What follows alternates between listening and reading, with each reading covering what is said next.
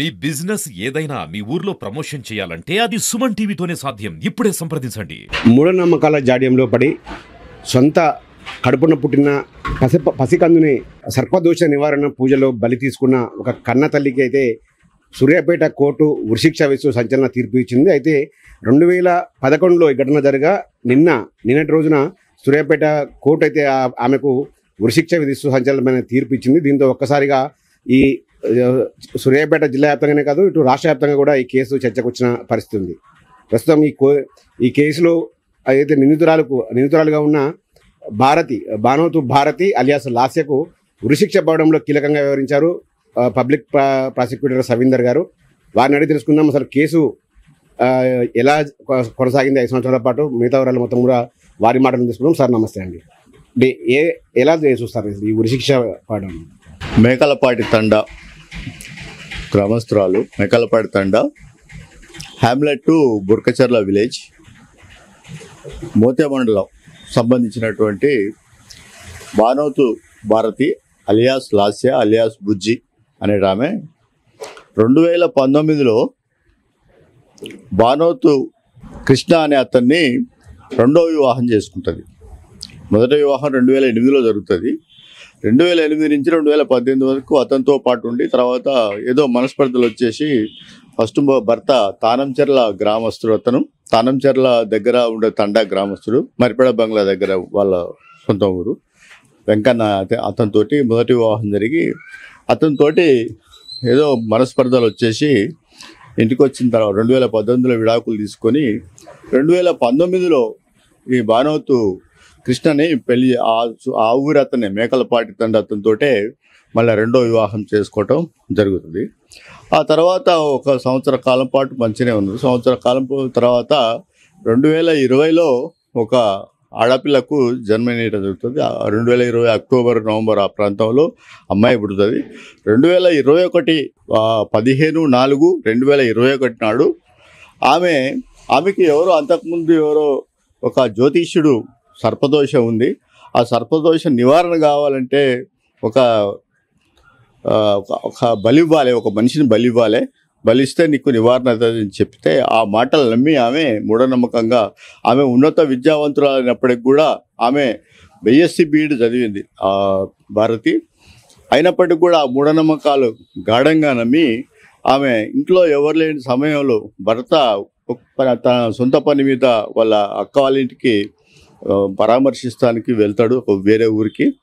వాళ్ళ అత్తగారు పొలం పనుల కోసం పొలం కాడికి పోతుంది.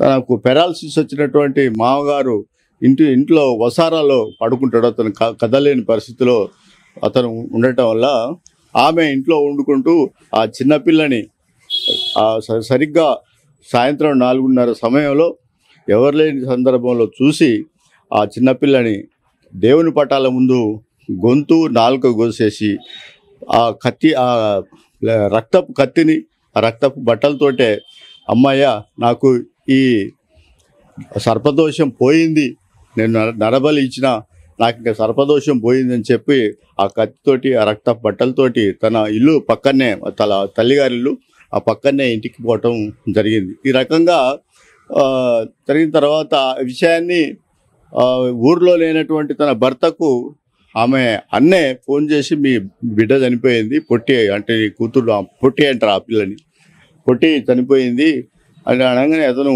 సాయంత్రం 5ంటికి సొంత ఊరు పోయేసరికి అప్పటికే అమ్మాయి చనిపోయి ఉంటుంది. ఆ అమ్మాయిని తీసుకొచ్చి సూర్యాపేట జనరల్ హాస్పిటల్లో చేస్తారు. మోతే పోలీస్ స్టేషన్లో భర్త కృష్ణ తన భార్య మీద పోలీస్ కంప్లైంట్ ఇవ్వడం జరిగింది. ఈ రకంగా పోలీసులు ఎంక్వైరీ చేసి దాని మీద సరైనటువంటి సాక్ష్యాధారాలతోటి కేసు ఆమెకు యావజ్జీవ ఉరిశిక్ష విధిస్తూ నిన్నటి రోజున సూర్యాపేట జిల్లా కోర్టులో ఆమెకు తీర్పు చెప్పడం జరిగింది. ఇది ఏహ్యమైనటువంటి చర్య. తన సంతానాన్ని తనే హరించడం అనేది, తీసుకోవడం అనేది చాలా ఈ సమాజంలో జరగకూడనటువంటి సంఘటన, రేరుగా జరిగేటువంటి సంఘటన. ఇటువంటి పునరావృతం కాకుండా చూస్తాం కోసం ఇక్కడ ఉన్నటువంటి సభ్య సమాజంలో ఉన్నటువంటి మేధావులు, తర్వాత విద్యావంతులు అంతా కూడా ఈ క్షుద్ర పూజలు, తర్వాత ఇటువంటి సూపర్స్టిషియన్స్ని వ్యతిరేకంగా ఇటువంటి వాటికి వ్యతిరేకంగా కొద్దిగా ఎడ్యుకేట్ చేయాలని చెప్పేసి ఈ సందర్భంగా కోరుకుంటున్నాను.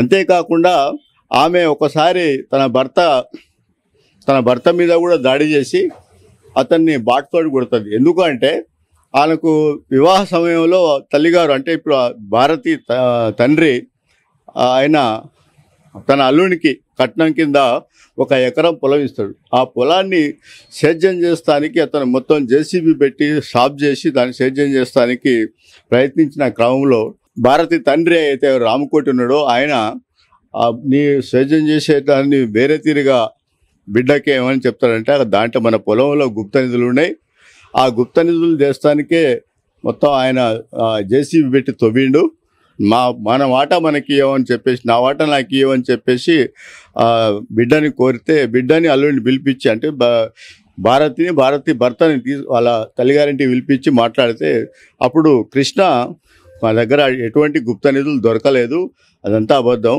ఇంకెవరో తప్పుడు సమాచారం చెప్పారు అని అతని ఇంటికి వెళ్ళిపోవడం జరుగుతుంది. తర్వాత ఈ భారతి తండ్రి ఆమెతోటి ఏం చెప్తారంటే గుప్త నిధులు దొరకాలంటే అతను చనిపోతేనే మనకు కనపడతాయి కాబట్టి నువ్వు ఆయనను చంపాలి అని చెప్పేసి భారతి తండ్రి కూతురికి చెప్పడం ద్వారా ప్రేరేపించడం ద్వారా ఆమె ఒకనాడు కృష్ణ పొలంకాడికి పోయి వచ్చి అంటే భర్త పొలంకాడికి పోయి వచ్చి భోజనం చేసి అట్లా సేద తీర్థానికి మంచంలో పడుకొని చూసి కిలో రాయి బాటు ఉంటుంది కదా మనం వెయింగ్ చేసే కిలో బాటు తీసుకొని తల మీద బలంగా మోదటం వల్ల రక్తం గారి గాయమైంది.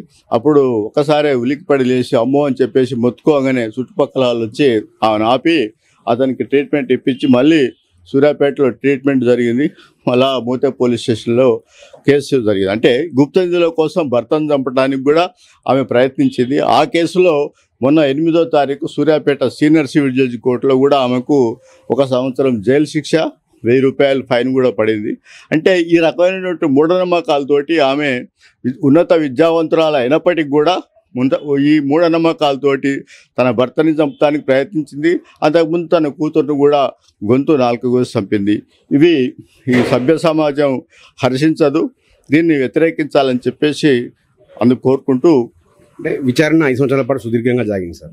విచారణ సమయంలో న్యాయమూర్తి గారి ముందు ఏమైనా ఈమె చేసిన తప్పును ఒప్పుకుందా? ఒప్పుకోదు కదా, అట్లా ఒప్పుకోలేదు, చేసిన తప్పును ఒప్పుకోలేదు, అది కింద పడి చనిపోయినట్టుగా వాళ్ళు చెప్తారు. డిఫెన్స్ ఎవరైనా అదే చెప్తారు.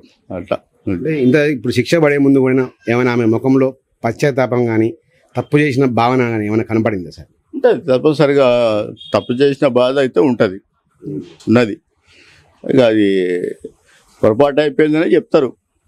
అది ఆ రకమైనటువంటి బాధ కనిపిస్తుంది. అంటే ఫర్దర్గా ఆమెకి ఇక్కడే ఉరిశిక్ష అమలయ్యే అవకాశం ఉందా? పైకోర్టుకి ఏమైనా వెళ్ళే అవకాశం అప్పీల్ అవకాశాలు ఉంటాయి, చెప్పలేము.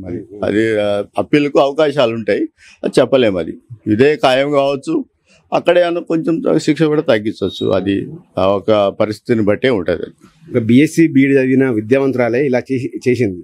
మామూలుగా ఏం చదువుకోని వాళ్ళంటే మూఢనమ్మకాలు నమ్మారు అనుకోవచ్చు సార్. ఏమనిపిస్తుంది ఒక పీపీగా మీరు మీ అనుభవంలో ఇటువంటి కేసు ఎప్పుడైనా చూసారా? ఇవాళ ఇప్పటికి చదువుకున్న వాళ్ళు చాలామంది కూడా మూఢనమ్మకాలు నమ్ముతా ఉన్నారు. వాటన్నిటి నుంచి బయటపడటానికి ఇక్కడ ఉన్నటువంటి సభ్య సమాజం అందరూ కూడా కొద్దిగా ఎడ్యుకేట్ చేయాల్సినటువంటి పరిస్థితి అయితే కనిపిస్తూ ఉన్నది. ఒక బీఎస్సీ బీఈడే కాదు, అంతకంటే ఉన్నతమైనటువంటి ఇవాళ రాకెట్ లాంచర్ ప్రయోగాలు చేస్తున్నా, స్పేస్లో పోయినా కానీ పూజలు చేసిపోతాం. అంటే రుద్ర పూజలు కాదు, మామూలు పూజలు చేసి సక్సెస్ కావాలని చేసి చెప్తారు, అది వేరు విషయం. కానీ ఇట్లా ఈ మానవుల్ని చంపడం అంటే గొంతులు కోయడం, మనుషులను చంపడం అనేది మాత్రం అది ఏమైన చర్య. ఇది చట్టం ఒప్పుకున్నటువంటి చర్య, దీనికి చట్టరీత్యా చర్యలు ఉంటాయి. అంటే ముందు నుంచి కూడా ఈ కేసుని మీరు సీరియస్గా వాదిస్తూ వస్తున్నారు.